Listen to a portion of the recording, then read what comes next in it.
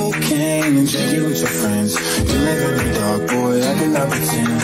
I'm not faced, only you to sin. If you ain't Effet donc mentholé, ça monte à la tête, t'as un effet où t'as la tête qui tourne en mode, je sais pas comment expliquer. Je sens que ça picote un peu, mais toi c'est comme si tu prenais un peu tu ressens la nicotine un peu. C'est comme si tu fumais genre 15 clopes. Par contre, faites attention, le snus c'est illégal.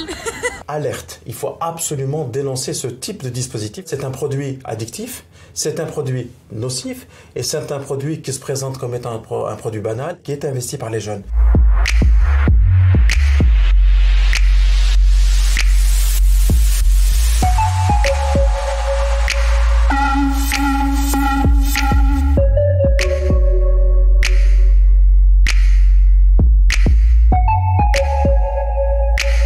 Le snus, c'est quoi? C'est du tabac qui se présente sous forme de poudre dans un sachet.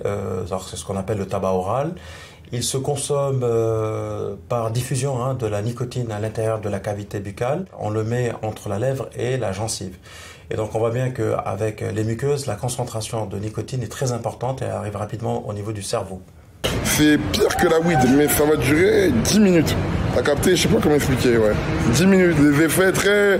Au niveau de la tête, tu sens que... ouais. C'est pas du THC, mais ça monte très vite. Quand j'en ai pris, je sais que les premières sensations, c'est très fort. Et c'est même un goût acide et ça peut devenir addictif parce que tu as cette envie. C'est d'abord et avant tout du tabac. Et donc les risques liés au tabac sont les mêmes que ceux qu'on retrouve avec du tabac fumé, avec la combustion, c'est-à-dire la cigarette et toutes les autres formes de tabac. On a retrouvé dans une littérature scientifique les liens entre cancer du pancréas et la consommation du snus. Ça, c'est important.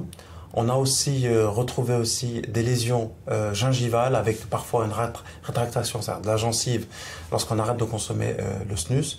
Donc ce sont des lésions réelles. C'est trop intense. Et puis ça défonce trop les gencives. J'ai rencontré des gens qui étaient consommateurs depuis un petit moment. Et ils avaient déjà un trou dans la gencive directement. Et puis ça fait que t'as une mauvaise haleine aussi.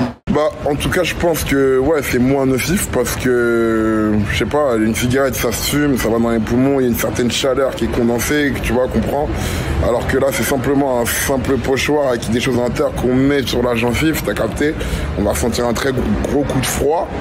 Et au bout de 5-10 minutes, tu l'enlèves, c'est fini, t'en prends un autre. Alors, quand on dit que le snus est moins nocif que la cigarette, on fait référence à ce qu'on appelle la combustion. Donc il y a d'autres effets délétères du snus, mais si vous comparez snus avec le tabac, on n'a pas l'effet de la combustion, parce que l'effet de la combustion rappelle assez rapidement les effets qui sont à l'origine des cancers bronchopulmonaires.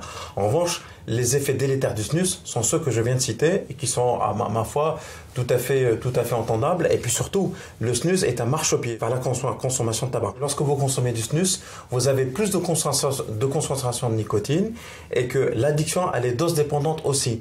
Donc forcément, à un moment donné, lorsque vous consommez du snus, vous allez consommer régulièrement du snus. Et si un jour vous n'avez pas de snus, c'est-à-dire de ce tabac oral, vous êtes obligé de consommer du tabac normal avec de la combustion pour pouvoir gérer le manque de nicotine. Je pense que pour peut-être des fumeurs, ça peut être une sorte d'alternative, mais si on doit regarder en termes de santé, je ne pense pas que c'est une bonne chose pour autant. Le snus n'est pas une alternative à la cigarette, donc c'est pas parce qu'on consomme de la nicotine et qu'on n'a pas la combustion que pour autant on est sur un principe actif médicamenteux ou bien une substitution qui est contrôlée. D'abord parce que ce sont des produits qui sont fabriqués et distribués de manière illégale, illicite, donc ces produits ne sont pas contrôlés, c'est interdit partout en Europe. On ne connaît pas la quantité ni la concentration de nicotine. Par exemple, lorsque vous prenez la vapoteuse, on a la concentration de nicotine qui n'est pas le cas du snus. Et lorsque on est sur un dispositif pour arrêter de consommer du tabac à combustion, on diminue, on mesure et on avance. Ce n'est pas le cas avec le snus.